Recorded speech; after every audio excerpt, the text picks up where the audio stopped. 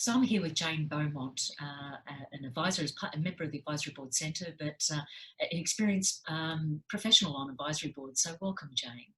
Thank you, Louise. My pleasure. It'd be great to have this time with you to share your advisory board insights. But first of all, love to hear more about your story. I come from a corporate background and specialised almost in one sector over my career, albeit early days I did other things, but in the main part of my career I was involved in recruitment and in the ancillary services around that to do with leadership management, corporate management change, structures, a number of different things around corporate consultancy. And worked with a number of American companies along the way, which was very good for me because I got to work up to very senior levels on a global scale, and then came back to working with Australian based corporates and taking on board roles and CEO roles within the governance structure. So publicly listed companies, did that for a number of years, and most latterly worked in a publicly listed company as a CEO through the very challenging 2008 period, and that took me through until 2013 when I made the decision to opt out of a full-time exec role and opt into just having a life of working and balanced with a lot of leisure and retirement, or semi-retirement it really is. But now I do advisory board work, which I thoroughly enjoy, and use the skills that I developed over a number of years in the executive and the corporate world to work with some smaller corporations and to really get into the nitty-gritty of their businesses and help them to achieve their goals and to get to a point where they can either exit or they can realise some really good returns from their businesses. Jane, you've been involved in advisory boards now for quite a few years. Yes. What's that experience been like for you personally? It's been really interesting and enjoyable.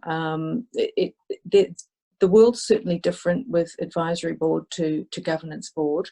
What I like most about it is being able to really get into the nitty-gritty of the business and to focus on the real problems and the challenges within the business, and to really get to know the CEOs, and in some businesses there are founding partners, so to really get to know them at that level and to work very closely with them around what the problems and challenges are. I think in the world of corporate governance and the governance boards, you don't get to that level working with the executive teams. It just doesn't, you don't have that opportunity. It's not the same. And it's the satisfaction from being able to build that trust, being able to build that open relationship, and to really help them to lift the business to another level. And there's a huge amount of personal satisfaction that comes from that. Doesn't mean there aren't challenges though to deal with as well. And I guess one of the most interesting ones I found in the switch from being in corporate to working with advisory boards is that they don't necessarily always respond when you might want them to. There are smaller companies. They can be very stretched at times, working with a number of different challenges internally, and as a result, they sometimes put you on the back burner if they've got a problem that needs to be dealt with right now. And you do have to get used to that and working in with the day-to-day challenges of the business. And that's just a little bit different. It's a different dynamic, isn't it, when you've got a business owner who's got everything, the skin in the game, and they're working hard, and you've got to just kind of fit in with that at times. Sometimes you just have to back a little bit. And then pick things up, a week later or a day or two later when you've gotten over that hurdle. So a good example was last week. We had a scheduled meeting for Friday, and a significant business opportunity had come along. There was a deadline for them. So my immediate reaction was, you just deal with your deadline and what you need to do in the business. We'll get together early next week when it suits, and we'll work around what your priorities are at the moment. And that's just the way it is, and it has to be when you're dealing with smaller companies, typically the ones I work with are in the space 10 million to say 30 million.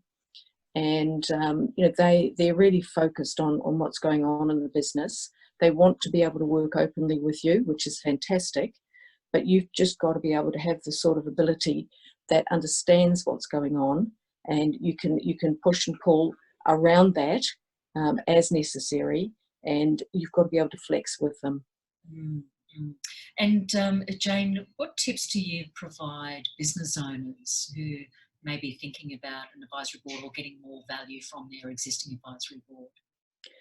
I've had a few discussions with different organisations about looking at advisory boards, and I think that when they're at a certain stage, or if they've got a certain a major business challenge or problem, it might be an expansion, it might be going into a new market. It also may be, and we know a lot of advisory boards do this, where the owners are looking for a way to exit down the track. It's how do they tackle that? How do they go about it? How do they actually make sure that their business is in the best possible position?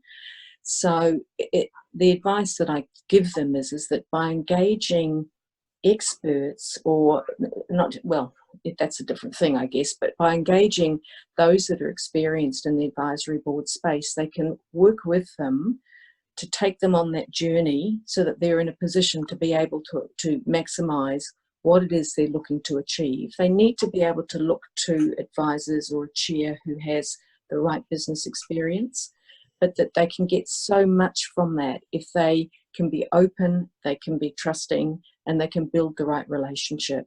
And it's about being able to really, really take them on a journey of understanding what an advisory board's about. It's not just a matter of having one conversation with them.